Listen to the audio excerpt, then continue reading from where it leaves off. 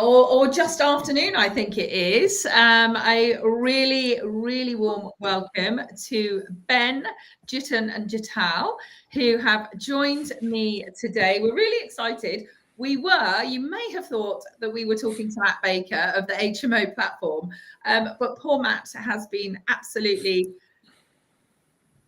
sort of struck down by this terrible cough and flu-y thing that's been going around. So Matt was going to be talking about case studies with his mentees and what amazing stuff they're doing in HMOs and co-living. So what better than to actually speak to them in person? So we're thinking that this is all fine and still really good. And then on top of that, quite exciting, this is my new way of presenting. Decided to try going through a new method where we stream at the same time across multiple socials. So do let me know if you think this is okay and it works for you. I'm sure it will take a few weeks for us to sort it all out. But yes, so today is all about HMOs and more importantly, all about co-living as well. And I really wanted to talk a little bit more. I know I interviewed Matt Baker before Christmas, and I have known Matt for quite a long time. I absolutely love him. I love his morals, his values. I love the way he teaches. And I was really fortunate to jump on one of his free HMO challenges. I learned loads. And now I'm actually joining him on his HMO mastermind as well, because I absolutely love constantly being with people who are in that growth mindset and who want to learn. And for me, it's really useful as well to work with somebody like Matt, because when I'm providing properties for my investors, I always want to have that final, tick off. Matt, have I got a great deal here? And you always want that final person to go, yes. So that's for me how that can work. So let's jump straight in and let's introduce you all. So let's go first. Jital is our lady, we can see. So Jital and Chetan are married. They are an investor couple. And yeah, just a quick, brief introduction, who you are, where you are in the country, and at what stage you're at. And then we'll pass over to Ben, and then we'll get down into the info later. Sure. Yeah, so I'm Jitan. I'm actually an actuary by day, so I work in life insurance. And it's my partner, Jital. I'm Jital. I was a toxicologist before my 2 minions came along. And since then, I've decided to kind of put that on the back burner for now and started our own property journey. Yeah, that's us. We're based in Edgware. Where are you? We're based in Edgware, northwest London. Currently, so yeah. And where do you invest?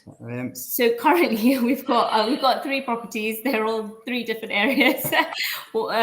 So we're currently looking in Swindon. Our current project is in Swindon, and we're looking to kind of keep on expanding it there. Yeah, hopefully. Fantastic. And where else do you have properties? Up in Warrington, and we do have one in South Wales too. Fantastic. And Ben, tell us a bit about yourself. Sure. So I'm Ben, 22 years old. So I'm a recent university graduate. I studied accounting and finance up here in Manchester. I've stayed here since as well. So I'm going into the world of finance alongside property. But our property investments, it's my brother and myself. We invest over in Preston. It's where I was born. So still close to home, only an hour's drive from Manchester. So keeps everything nice and easy. Fantastic. And I believe, if I'm correct in thinking, that you started working with Matt when you were 18. Yes, that's a bit scary. I think it may have been that long now. Yeah, been around since near the beginning. Yeah, just decided to get started as soon as possible. Really, my dad had some properties, still has some properties. So I did work on those when I was younger. Just admin stuff, basic tenancy agreements and things like that. But it was just natural progression really to sort of step up and start to get into the world of things myself. Wow, I mean, that's incredible. I don't know about you guys, but I'm really slightly jealous of Ben. I feel that I was still, I just don't feel I was remotely grown up enough at your age and still being very irresponsible. But I wish somebody had kind of pushed me a little bit more to do what you're doing, because I think it then enables you as time goes on to do better. So I've got 2 18-year-old boys, and I'm absolutely pushing them to do exactly what you're doing, because I think it gives you freedom to then be really spontaneous and to do all those crazy things that you want to do. So For sure. yeah, amazing. Thank you. And how useful accounting and finance. I'm slightly jealous of that as well, because that's a kind of a weak area for me. So what are you going into, just as a bit of background? What you're going to become an accountant? Yeah, sure. Definitely not accountants. I love accountants, but I just couldn't do it myself, to be honest. It's after a year of studying at university, that was enough for me. So I'm going into business development in finance, so sort of funds, venture capital trusts, enterprise investment schemes, startups, that's the kind of thing. Can get all very technical, but I enjoy it. I've always been sort of, maths has always been one of my favorite topics in business, so I do enjoy it as well, which is good. We'll see how long it lasts. Amazing. And you said obviously you sort of helped out with a bit of property before, but what kind of drew you to Matt, and how did you sort of get going with that? So it was initially something my dad had said to me, in that, if you do want to be, for example, an accountant or a solicitor or something like that, you do need a degree level education. And why should you be able to go into property without an education as well? It's not an easy industry. There's so many complexities, whether it's building regulations or planning or something else. You need to know the ins and outs of that. So I think it was just about starting to get that education from somewhere that looked reputable and, had good reviews, everything like that. And we stumbled across Matt that way. And then, we just got started there, really, and started learning everything there is to know. Fantastic. I love it. Okay. And so when you kind of, obviously you must have been drawn towards kind of HMOs and things like that. What was it that drew you towards the HMO side of things? I think it's probably similar for a lot of people. It's great for cash flow. That's obviously a big one from being a numbers guy. That was always stood out. But I think as we started to get more and more into it, there was more to it than that. It wasn't just about the numbers. Obviously, for me, I was at university at the time, and it was around when COVID struck. So I had quite a different university experience. And, I saw a lot of people around me struggling where you're locked inside a uni house where you're the only person there because everyone else has gone back to their families in other countries. And there's a lot of people that were, having tough times or whatever it may be. And I think HMOs is a great way to help combat that. You can really build strong communities rather than just, I'm your landlord, pay me my rent, and that's that.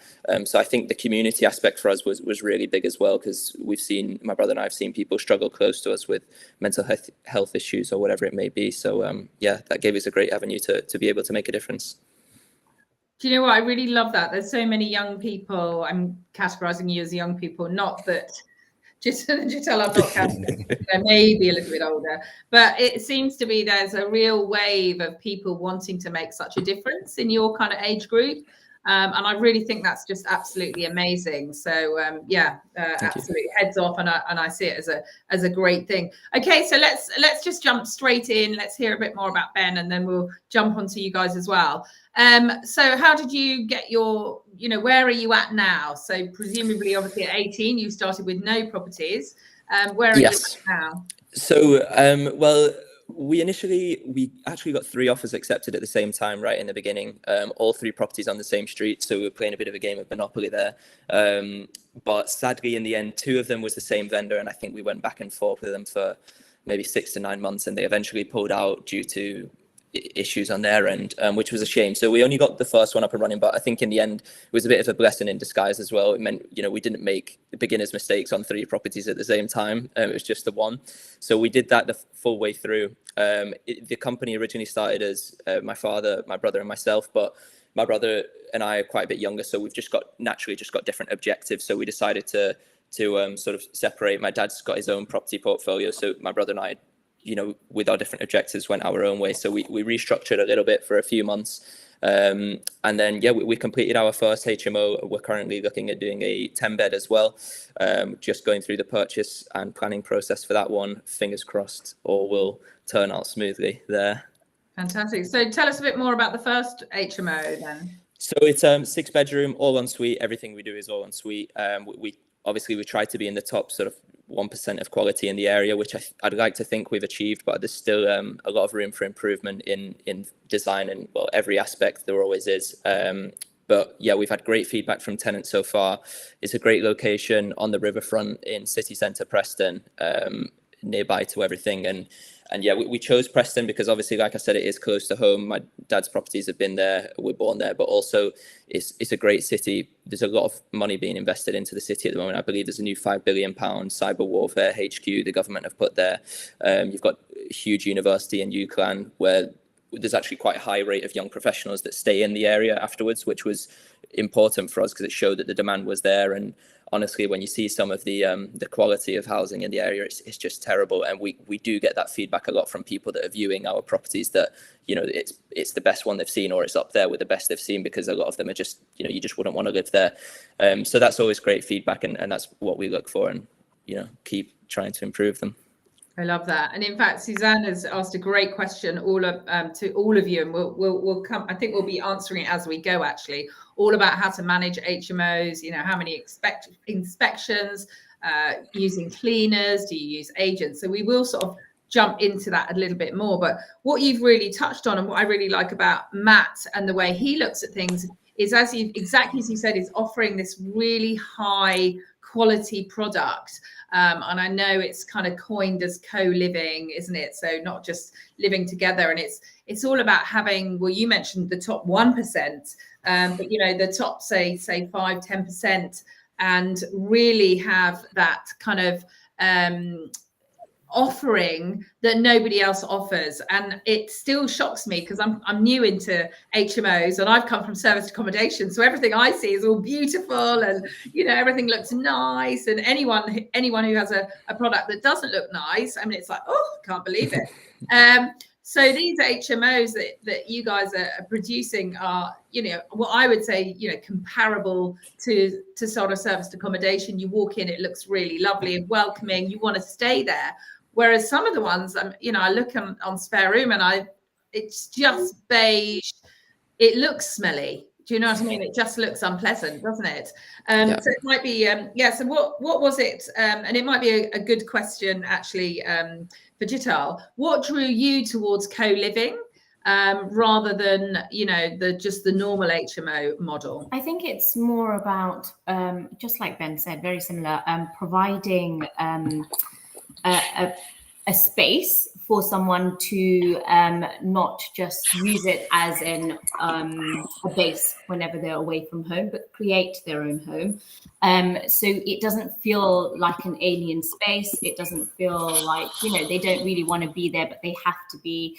All of that stuff. It's providing more than what any other person would want or feels like they need to provide, and allowing them to kind of create their own identity in that space. So yeah, to be honest, we kind of look back on what we would like to see when we were that age, and the opportunities that we would were available to us. I mean, stuff like this probably was around, but not as much. And you know, giving something out of the box will really attract a lot of people, and that's what we're kind of seeing ourselves. So yeah, it's just something different, something new, something fresh, and homely. I think is the biggest thing.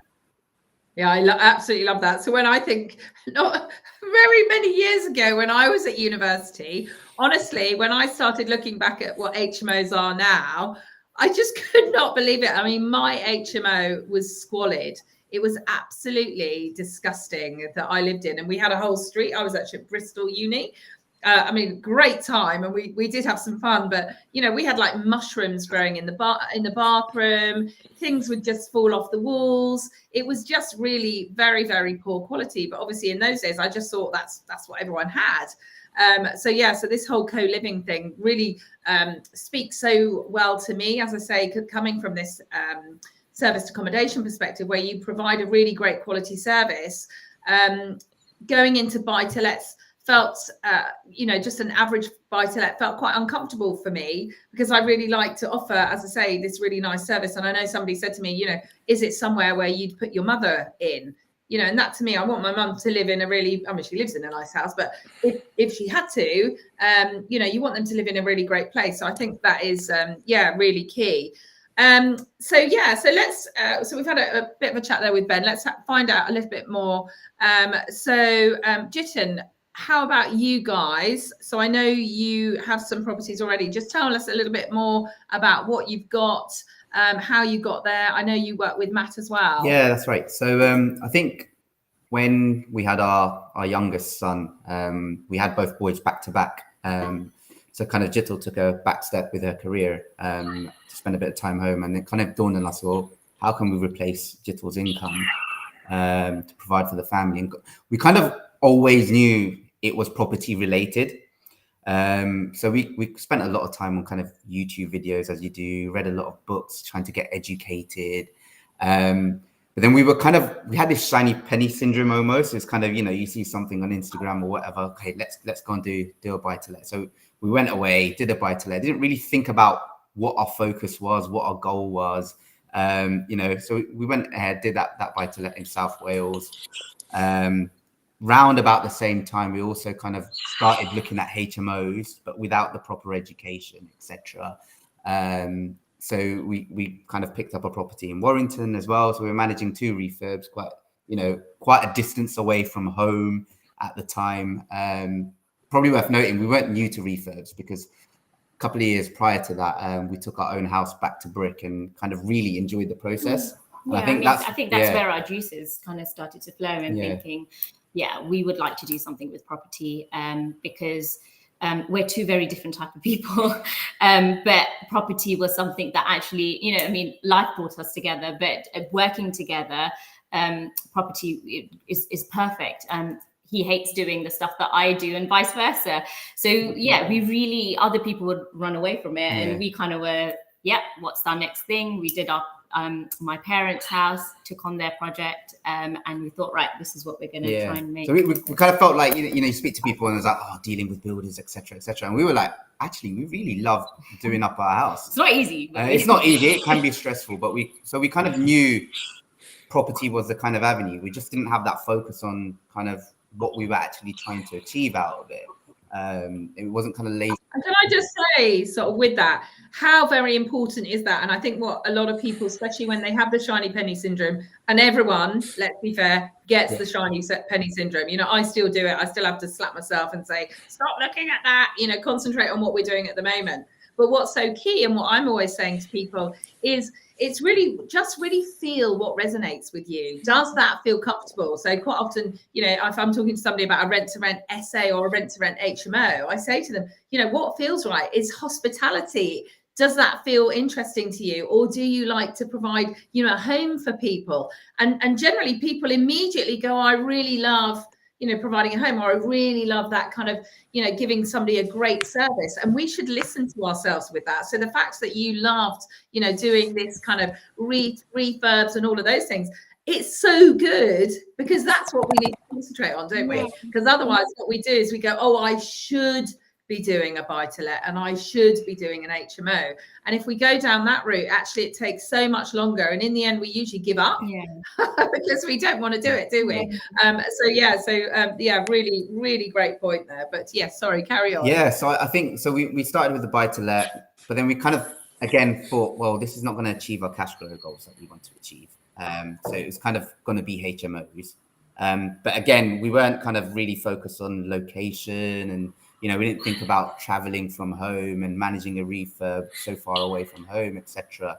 And I think we had just kicked off our refurb project for the Warrington 6-bed HMO.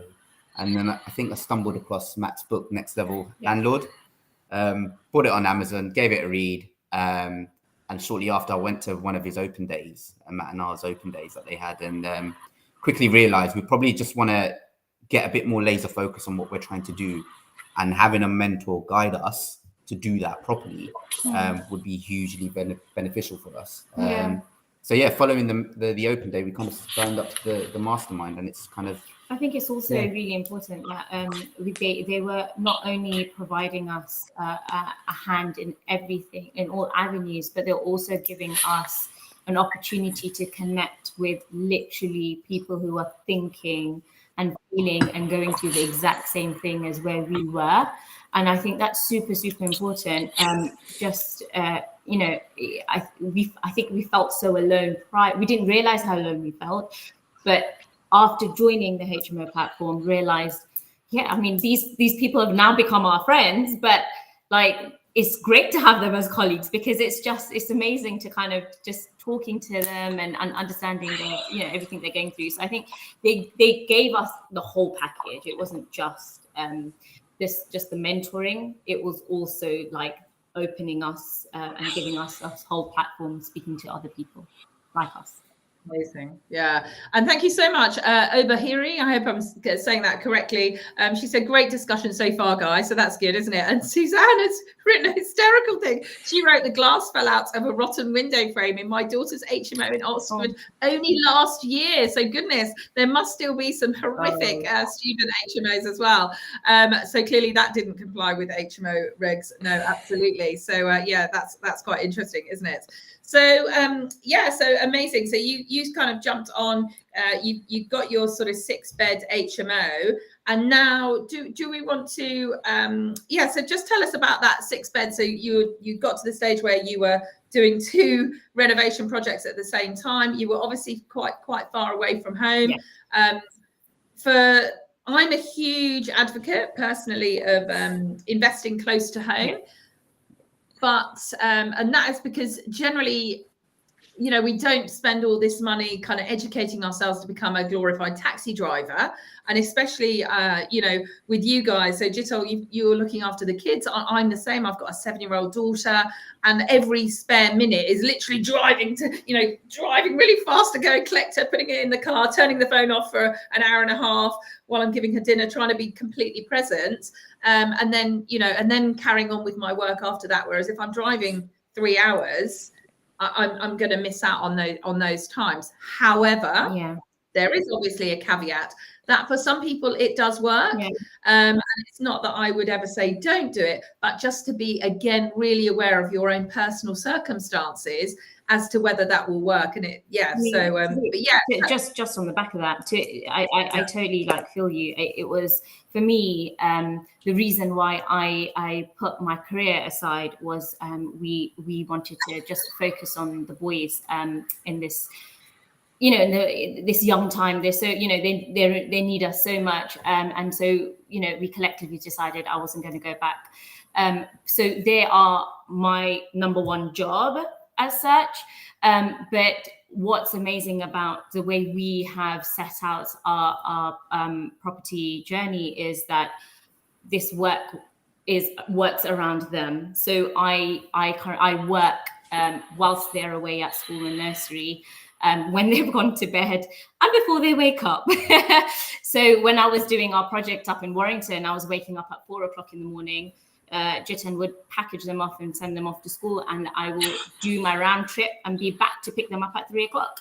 It was a long day. It were long days. I'm not going to lie. By the end of it, I was close to tears or tearing up, just out of exhaustion. But I think the product that we created at the end of it, we were just so proud of ourselves that it all worked out. We were able to manage our home life along with our business. So it's not for the faint-hearted, but as long as you've got a goal and a focus, it's definitely achievable. Michelle, that is exactly right. And I think, and in fact, Daniel's put property parents with a clapping hand there. I mean, absolutely. I'm completely the same. I'm generally up at 5. I don't actually get out of bed. Quite often I just grab my laptop and I have 2 hours just really quiet, getting some stuff done. And then I'm the same as you. I squeeze everything into the day. Most days I deliver and collect my daughter. And then once she's in bed, I then go back to doing some things now. And again, some people might go, oh gosh, you know, it's all about doing what you want when you want. But for me, I absolutely love this. And it sounds like all of us here, you know, something that we're really passionate about. Like, I feel so fortunate that I talk about property and get paid for it. I mean, like, that is just a no-brainer. That it's so great.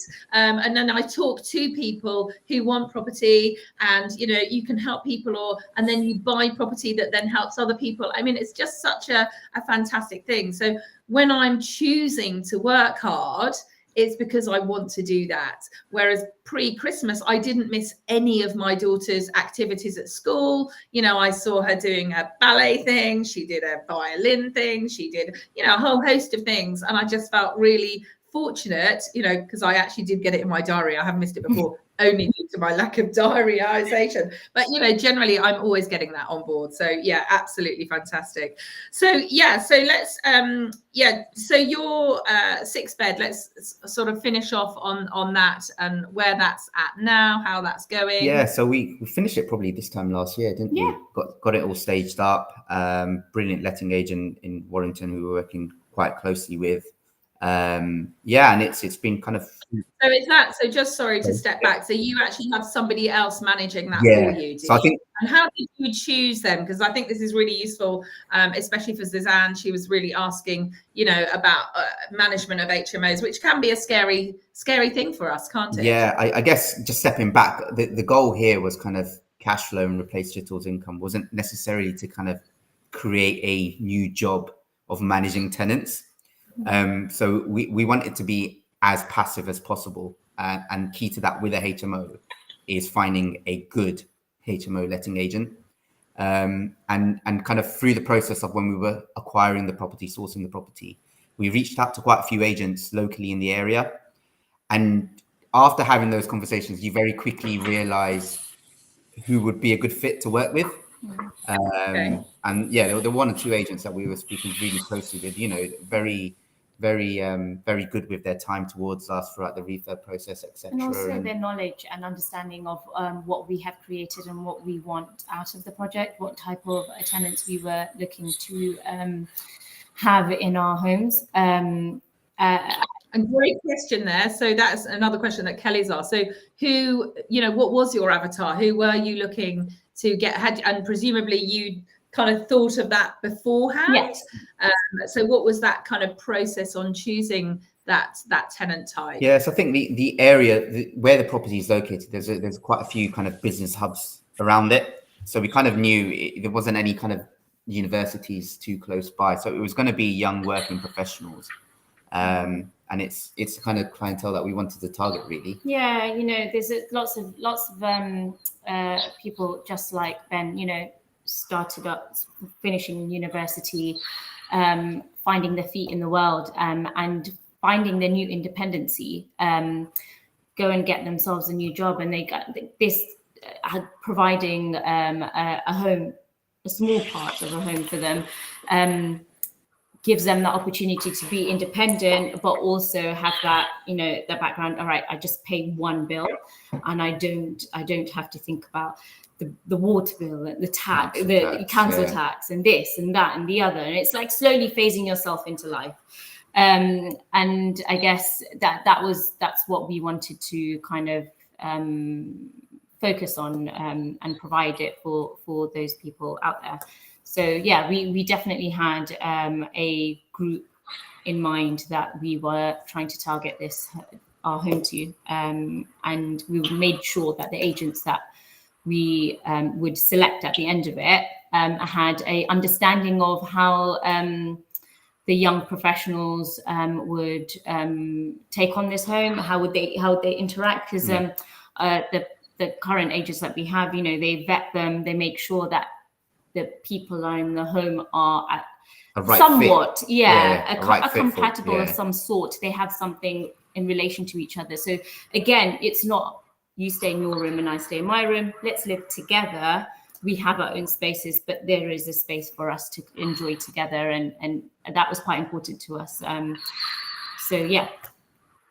Amazing. Ben, I think we might need you just to mute while the others are talking. That's all right. Sorry, we've got some slight feedback there. Yeah. So yeah, just a bit more about the management side of things. So obviously, is this more of a kind of a higher end co-living, this particular one? Yeah, it's a high spec. As I said, we kind of, I think looking back on it, being our first HMO project, there's definitely a lot of things we would have done differently. It is a good spec property for the clientele that we're trying to provide it for. But in terms of the sizes and things like that, in terms of communal area, we would have definitely, in hindsight, looked for a property with a bigger communal area to provide more of that community feel. So it is a co-living property, but I reckon there's more kind of communal aspects that we could have thought about. Yeah, there's aspects within the house that we could have changed. Or found a better space in a different home. But I guess and also how refreshing is that to know that, you know, you've got lots more to learn, and presumably with your next project you're really putting that sort of into place. And in fact, Kelly's asked a great question. So how do you kind of help support or your management, your letting agents, with regards to, you know, parties, perhaps disagreements between tenants? What's the kind of conversations around that? It's a really good question. And I think maybe a good sign of a good letting agent is that we haven't been involved in many of those kind of discussions. I'm sure there are probably disagreements amongst the tenants. You know, not everyone's going to kind of get along, and, you know, but we haven't kind of really been privy to the ongoings of that. I think an example, a clear example, there was a question that I needed to find out whether, I think, something to do with the washing machine or the dishwasher or whatever. And I obviously don't know how it's being used, or, you know, whether they needed something different. We just need to change things up a bit. And I just rang the agents up today, and they're like, oh, well, we've got a group text, a home tech, WhatsApp group. Yeah. I'll just put it out there. We will get a consensus of what everyone thinks and then get back to you. So just like Jiten said, a good agent will deal with the issues, or come with the issues to you with a solution. So we don't have to deal with it, but also we can see that they're neglecting them either. There's clearly a constant communication between the agents and the tenants there. And you know, we've had a couple of changes in terms of tenancies, and they've been so on point and keeping us up to date as to who's going, why they're leaving, how we could improve the room, how we could improve anything. So yeah, we allow them to have the communication with the agent, the tenants, but they're very good at communicating with us when we need to be involved. So it's that balance. Fantastic. Well, Ben, just a quick one on this. Do you manage yourself, or do you get others to manage for you? Yeah, so we self-manage at the moment. I suppose it was a choice we made for a couple of reasons. HMO agents can be quite expensive. So whilst we were getting started, and because I was a uni student and I've been traveling the last year, so I've had the time to sort of, you know, put towards managing the properties, we decided we'd keep the extra bit of cash. I also think it's so key, going back to selecting the agent, is making sure that they really understand HMOs, because when we do get to that point, I mean, my university, again, going back to the bad uni stories, my university HMO, I think we were without a boiler in December for a week. So walking around the house, cooking with big puffer jackets on and stuff, it wasn't great. And I think it came down to the fact that the agent, you know, they were great for buy-to-lets, but they didn't understand what came with a HMO. It is a lot more work. There's a lot more issues. So it's just, making sure that they really understand that when you are selecting them. We might for now, but that'll change in the future. Amazing. So what's your avatar? So who do you aim for in your type of tenants? So also young professionals. We preferred it to students for the time being. Obviously, you know, having been a student, I know what student houses can be like. We sort of look for around 20 to 35-year-olds. We do get a lot of demand from people 40 plus as well. So it's something we want to cater to in the future, but we like to keep it relatively close within the property, because again, when you're trying to build that community, you want to make sure that people are from, you know, the same generation in essence, and have got the same interests or similar interests at least, so that they're going to get along. Because again, otherwise that's when you can otherwise have situations like disagreements between tenants and so on and so on. Yeah. So when you, so when you're bringing them in, it would be great for you to sort of explain how you encourage this kind of co-living. That is that Sure. little bit, that is that step change from an HMO Yep. where people move in and inherently they don't know each other and they might kind of, they get Sure. to know each other. But how is it different in the co-living way of managing? Sure. So, I mean, with us, again, being quite new, it's something that we're constantly trying to evolve and work on. And we've already sort of realized there's quite a few areas we can improve on. But one of the first things we did when the house was initially filled was we paid for a takeaway night for all the tenants. So we sent them a gift voucher for whichever one they preferred, got them to arrange a time. And it was just that sort of icebreaker for them all to get to know each other. Feedback's so important from the tenants as well. It's something we've taken on board from one of our tenants that's moved on, is that she suggested sort of games nights and things like that. So in the future, we'd look to, whether it's just whatever board game it may be, just providing the means for them to do something, or even local events in the area, music nights or a bowling night, something like that, just encouraging them to spend more time together. And it's something I think that will be a lot easier for us once we've got more properties, because we'll hopefully look to incorporate a community between all of them rather than just within the property. So then, you really are building like a citywide community. And for example, if it was like a bowling night, you just need 5 or 6 people from any number of properties to sign up, and people really can build and grow the community then. Wow, that's really powerful, isn't it? That's going to go over and beyond. It might even be that you have to buy a hat for people who meet and get married. I mean, exactly. Really we can be changing the direction. Wow, that is really And so, do you feel that this kind of, by creating more of this community, so kind of really sort of answering Kelly's concerns about disagreements and all of those kind of things, do you find that this kind of constant feedback, encouraging people to get on, kind of almost like I view it as well as making their lives easier? So like you spoke about, if people haven't got a boiler for a week, they're all going to be pretty miserable and they're going to be getting annoyed with each other, aren't they? Whereas if exactly on top of things, keep it a really great product, then it's going to be less. Is that kind of the way you work? Yeah, 100%. I mean, again, going back to what we were saying before, it's people's homes at the end of the day. So they need to be comfortable. They need to feel at home there. And it's just encouraging that. I think a big part when it comes to disagreements is the referencing, ensuring you are picking the right people to get into the properties. Obviously, there's always going to be people that slip through the cracks, so to say, that will cause issues. That's inevitable. But we've not had any issues so far. And I think that's come from the fact that we've made sure we've picked the right people, and, good people attract good people and so on. So I think once you get that foundation in the property, you just get more and more people who are like-minded. Amazing. Okay, so let's I know I'm jumping from one person to the other. Let's just finish up Jitin. So your 6-bed, that was fine, and it's been running for a year. You're pretty happy with it, I understand. So just tell us a little bit more about your next property. Quick overview. How did you find it? What attracted you to it? Maybe, I'm sure there's been problems along the way, and what your plans are for it. So as I said, probably about a year ago, 9 months ago, we kind of refinanced the property in Warrington. What we should have been doing throughout the process of the refurbishment is trying to build our pipeline, but we didn't. We got kind of siloed, tunnel vision in getting that project complete. We also had the buy-to-let project that we were trying to complete in the background as well. So we didn't really focus on our building up our pipeline. So, the last 9 months or so has really kind of been about finding and sourcing the next deal. We quickly realized kind of Warrington, brilliant location, and huge demand for HMOs. But it was maybe a little bit too far to travel on when you're mid refurb and going up so often, etc. So we thought we'd try and bring it a little bit closer to home. Being part of the mastermind, we also kind of wanted to kind of jump a step a little bit and kind of do a bigger project. We, as we said, we kind of managed the refurb of our own house, manage refurbs for other people, did a buy to let, did a smaller HMO, and thought, we can do something bigger now.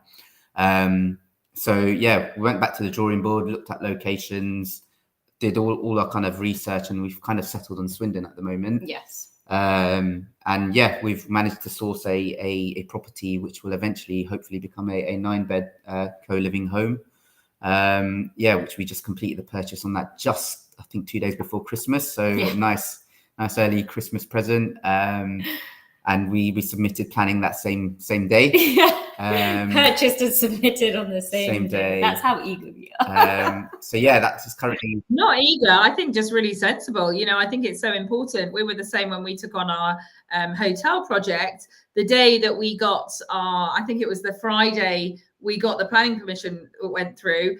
Then our builder pulled out, our lead contractor, but we still started on Monday. It was like, you know, we've just got to get going. Yeah. So hats off to you. That's just incredible. Yeah. So what is it now? And what have you put planning in for? Yeah, so what is it now? It is, good question. So the property had planning to be turned into 3 flats. The vendor kind of started works on it about 18 months ago. Part of those works included kind of digging out a basement and creating a light well. We don't know the full story, but he's stopped kind of after initially starting the works. Yeah. He had tenanted it. I think he was tenanting a floor, so it's a flat sort of concept, but not clear and concise. You know, it doesn't have its own front door or anything like that. Each flat or nothing like that. So yeah, it's a bit of, but it had been vacant for a good part of a year and a half, to be honest. Yeah. So I think the vendor's expectations for price were quite high. Yeah. We initially offered it on about maybe a year ago as well. Maybe not. Yeah, about 9 months ago, that offer got rejected. And it was just on the market for ages, really. Going back and forth. And I think it had a few other offers accepted on it. And then it kind of fallen through a couple of times with interest rates and all that going on. And then, yeah, it was a classic kind of, follow up on a property that's been on the market for a while. So we were doing that each month. And, we had a conversation with their estate agent, and the agent effectively said, I think they might accept this number. Which was much lower than our original offer 9 months ago. Yeah. So are we able to talk numbers? What was it originally? Yes, I think we've got it for a very, very good price. And yeah, we love that. The ROI on it should be quite healthy. It does require a fair bit of work going on. Yeah. But the room sizes are fairly big. I think our smallest room size is about 12 square meters. And then that was a teaching, like we said, from our previous project. There's a couple of things that we would want it to be different. This project brings that. Space was one of the biggest things. Type and quality of communal area was another thing. And we're trying to tick those boxes as we're going on, as we develop and get into better projects. So we're hoping that this will be a step up from our next one, and the following one will be a step up from this one. So it's all about developing. Yeah. So are we allowed to know how much it was and what it was on originally? Yeah, so it was on originally for about 330, 30, I think 330. Yeah, it was to start with. Yeah. And yeah, we've had an offer accepted in the kind of the 230s, 240s region. Yeah. As I said, it's been in the market. It's such a great example, isn't it? To know the value of the property and what it's worth to you, and just stick with that. I mean, we've got loads of sort of deals still on the table, and those properties are still not sold. So it really is worth it. And so it's going to become a 9-bed co-living place. I mean, incredible. What do you think how much do you think the refurb's going to cost? The refurb, we've estimated, and we've got a couple of builders looking at it, would be in the region of about 260k. We reckon. There's, and we've got professional fees on top. But yeah, so we reckon it should come about in that region. And then we're looking at a GDV of about kind of between 670 to 690. So yeah, the numbers I think work well for our criteria. And obviously everyone's got different criteria of what they're trying to achieve. But yeah, I mean, I guess that could be a proper no money left in deal, infinite return. Potentially. It depends on the market. I mean, we've just seen in the last 18 months to 2 years how everything has just flipped its hood. So yeah, let's see where it goes. I think we're being very cautious because you just don't know what is going to come and throw at us. But we're hoping that I think be quite healthy. Probably a little bit why we're a bit more cautious is that I think it's probably the first time we're doing a basement conversion as well. Yeah. So that. Guys, don't you worry. This market is a great market. You are going to absolutely smash it. I think it's, you know, we've got clappy hands going on here. You know, it's a great one. But Kelly's asked a great question. So with the refurb that, you know, you're commencing, and I know obviously you're really, you know, quite experienced at doing a number of refurbs, not just for yourself, but for family members, I think you mentioned as well. How often would you visit that refurb? Is it kind of weekly? She wanted to know. So previously, I would be having phone call conversation, video conversations on a daily basis, touch base, and I would in the first, I would say the first part of build, probably in the first month or two, it will probably be at least once a week, maybe once every 2 weeks, when they're pulling things up and getting things into play. But as the nitty-gritty starts, it will be once a week. We are potentially looking to get a project manager on board in this one, not because I want to be hands off, but I think it's just making sure that someone is on site a lot more often than what I could potentially commit to. But again, that's all up in the air. Yeah. It is something that I do enjoy doing, so I'm a bit conscious of that. But I think if we did get a project manager on board, it just allows us to not do what we did last time, was drop the ball on the pipeline. Yeah. And so we can keep that fluidity and kind of scale as you know, to achieve the goals that we want to in the timeframes that we want to. And I think that's, I mean, I don't know about you, I think that's what's nice for me, having been in masterminds before and all that kind of thing, is that you'll have people then saying to you, guys, you know, you've done this, and obviously well done, congratulations. But, you know, now working together, you can watch other people and go, actually, I can so see it now. I was so involved in that I really need to do this. And actually, sometimes we feel like we should throw ourselves into a project and that's it. But actually, and especially if you love it, you have to be a bit careful, don't you? That if you love doing the refurbs, you tend to spend more time, but you've actually got to think, well, actually, is this at the detriment of my business growing?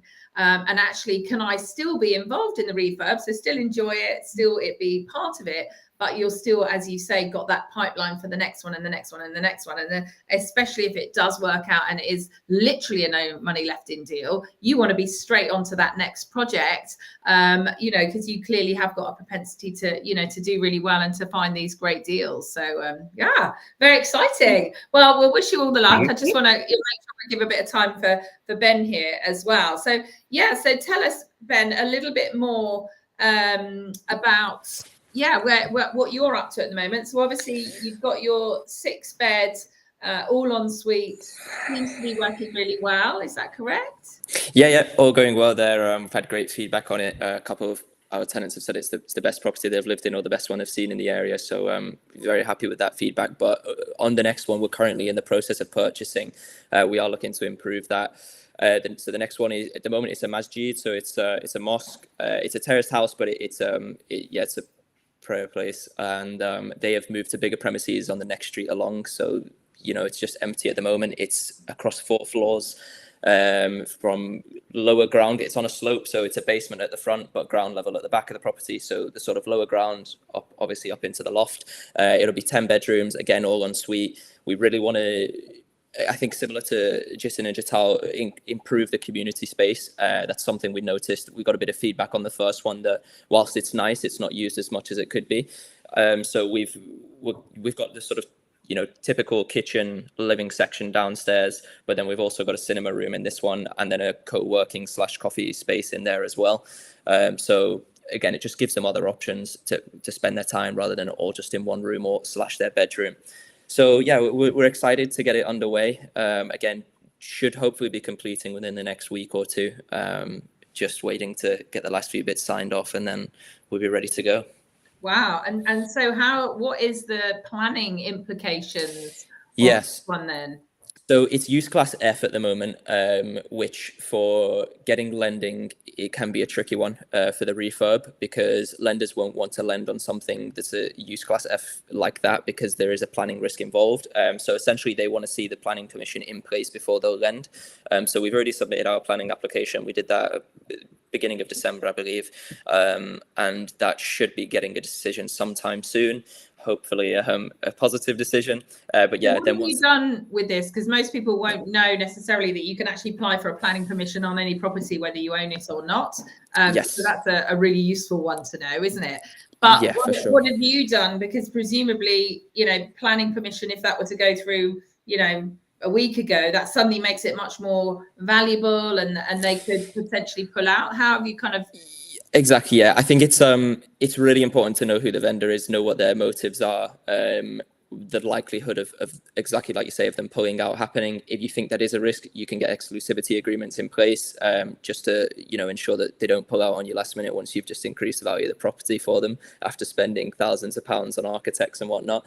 So yeah, making sure you know the vendor, know the agent well. It's always important to build relationships with the agents in the area anyway, just to make sure they're bringing you the right deals. But yeah, as I say, if you do have any worries, get the exclusivity agreement in place. And brave move. You must be like, oh. Yeah, it's always, there's always something that's a bit nervy going on, but we're quite confident with everything. We know the council, how they, you know, deal with inquiries quite well. So I think they like what we're doing. We're improving the quality of housing in the... So it's a benefit for them. They want to see growth in the city, which is great, because some councils can be a nightmare. They just seem to reject things, even if it's for the good of the area. So yeah, we're quite fortunate that Preston are a great council to deal with, and so far so good. Amazing. Did you do a pre-planning app, or did you go just straight in? No, I don't believe local... I don't think Preston do official pre-apps at the moment. We spoke to someone in licensing sort of off the record and just got their opinion on things, what would be needed.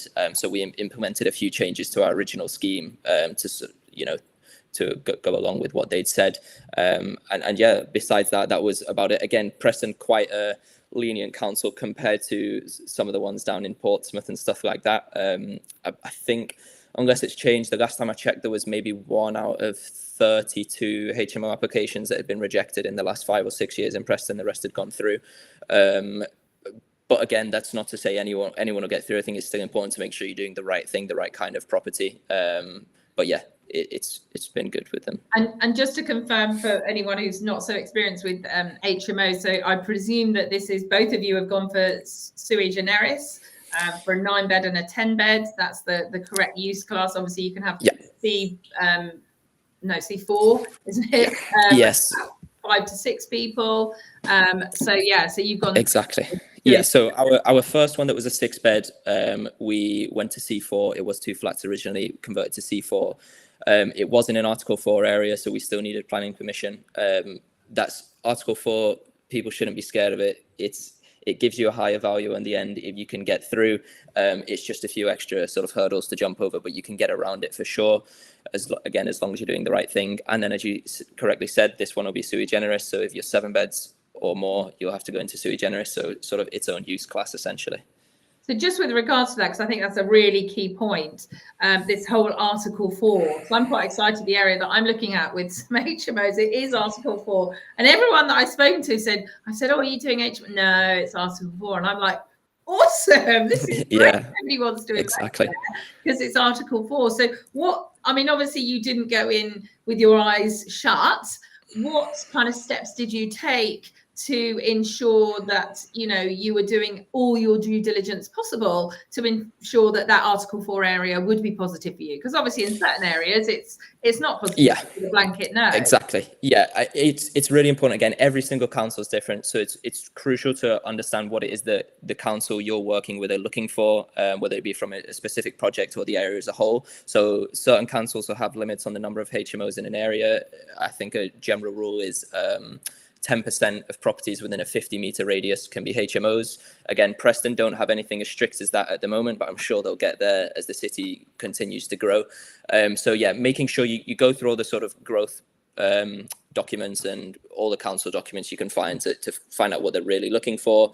and then looking through past planning applications on the planning portal, seeing what's been approved, what's been rejected, what are the reasons why, are you able to get around that? And I think with those bits of knowledge, again, if you can speak to any other investors in the area, anyone in the council, anything like that, it's just about soaking up as much knowledge as you possibly can, and from there be as informed as possible to make the best decision.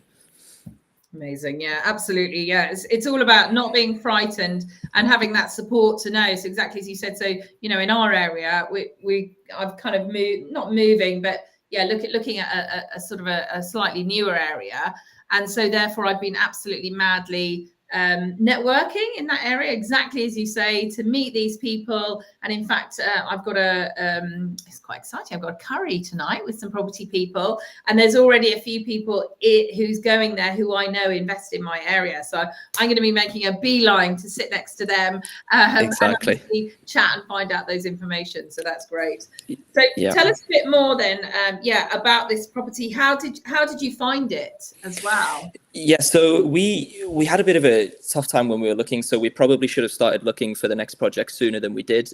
We waited probably a bit too late until our project was pretty much done to start looking, and then it proved to be harder than we'd imagined to find a project. So we spent quite a few months just trying every different avenue possible to find something. Nothing was sticking, and then eventually, we just stumbled across it.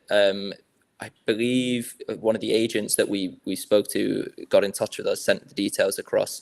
It looked like it worked for us. We got the builders around to do a sort of rough estimate just to give us an idea of what the works would be. And then, from there, we started putting our offers in, and thankfully got ours accepted. There were a couple other people bidding on it as well. But we managed to get the winning offer for the time being. So. Amazing. So if it's okay, you're okay to talk us through some numbers and things? Sure, yeah. So it was listed at offers over 190. Bearing in mind it is a 4-story property, so it was quite cheap. It's on the main street in Preston, on the road up to the station, Fishergate Hill. So great location within the city, a lot of property. So even though the market slowed down and people were starting to see properties go for below asking, this was one that was still getting bid above asking.